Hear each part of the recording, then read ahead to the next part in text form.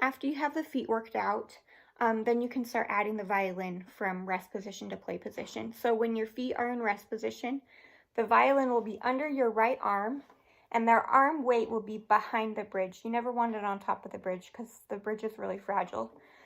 So the child should be able to hold the violin with just their arm weight a little bit behind the bridge. And then you'll zip your feet and step your feet, and then C, shoulder, shoulder.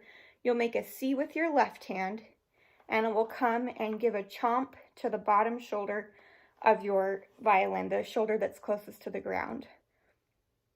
Once you've got your C chomped, you'll bring the violin up to your shoulder. It'll be your left shoulder, and make sure the violin is nice and high so that the child or the student isn't facing forward or leaning forward, but their head is keeping the violin nice and high up on their bookshelf for their shoulder, whatever you want to call it to help them remember.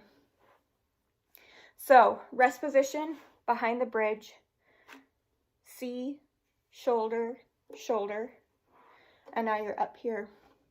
And then we're going to pretend that your left hand is a butterfly.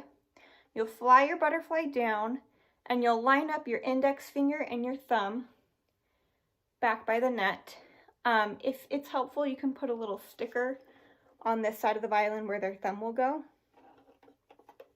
But it's not always necessary, so you can just do that if you need to. And then there's two things we're going to remember here. Number one is a waterfall. If I were to pour water in their hand, I don't want it to stay in their hand. I want it to go all the way to their elbow. Something that's helpful is to put your finger back here and say, make your wrist touch my finger. So rather than like pushing them down and they get really exaggerated, just have them go until they touch your finger.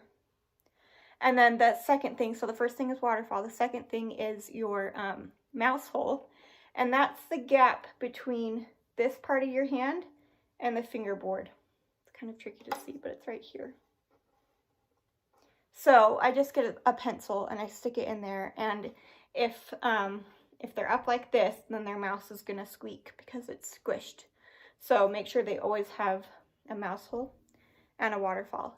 And that's one of your exercises that you're gonna do, is from your shoulder to fly your butterfly down, keeping in mind your waterfall, your mouse hole, and your head is keeping your violin steady.